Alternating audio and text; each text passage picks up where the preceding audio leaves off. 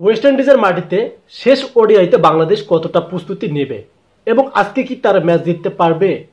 ইতিমধ্যে আমরা দেখেছি বাংলাদেশ টিম তারা 2টা ম্যাচ হেরেছে, ওয়েস্ট ইন্ডিজের মাটিতে 2টা ওডিআই হেরেছে।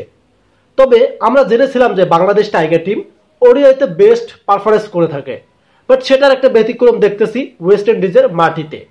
এখন যদি তারা বাংলা ওয়াশ খায়, যেটা আমাদের বাংলাদেশে আমরা যদি কোনো টিমকে 3টা ম্যাচে হারাই, সেটা টি20, সেটা ওডিআই, সেটাকে আমরা বাংলা ওয়াশ বলি এবং ইংলিশে হোয়াইট ওয়াশ বলা হয়।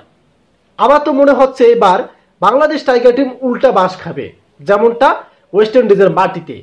কারণ একটু পরেই খেলা শুরু হচ্ছে। এই থার্ড ওডিআইতে মেহেদী হাসান মিরাজের ক্যাপ্টেন্সি এবং আমাদের যে ব্যাটাররা আছে তারা যে ব্যাটিং করতেছে আমার কিন্তু একটু পছন্দ না।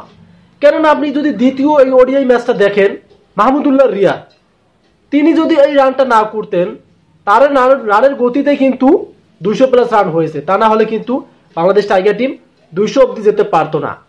এবং তানজিদ তামিম এই একটা ম্যাচে ভালো খেলে, একটা ম্যাচে খারাপ খেলে, তার সাথে সাথে আফিফ হোসেনকে নেওয়া হলো অনেক দিন পর দলে, কিন্তু সেও কিছু করতে পারতেছে না।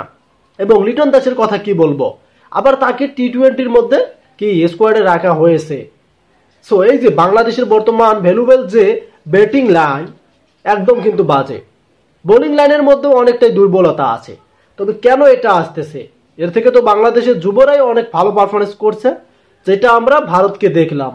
এবং ভারতকে কাঁদিয়ে তারা কিন্তু এশিয়া কাপে ফাইনালে উঠে সেই ভারতকে হারিয়ে ট্রফি নিয়ে বাংলাদেশ এসেছে।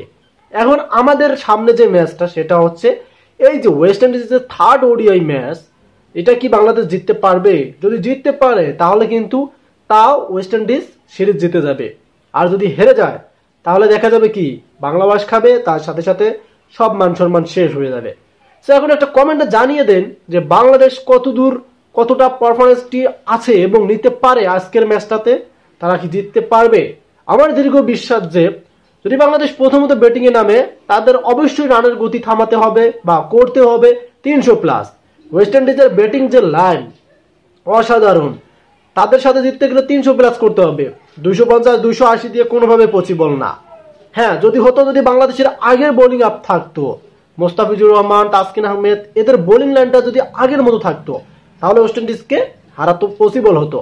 বাট যেটা দেখতেছি এই থার্ড ওডিআই ম্যাচেও কিন্তু বাংলাদেশ হারতে পারে। তবে কমেন্টে জানিয়ে দিবেন বাংলাদেশ জিতবে কি হারবে। সো ভিডিওটি ভালো লাগলে চ্যানেলটিকে সাবস্ক্রাইব করে রাখতে পারেন। ধন্যবাদ।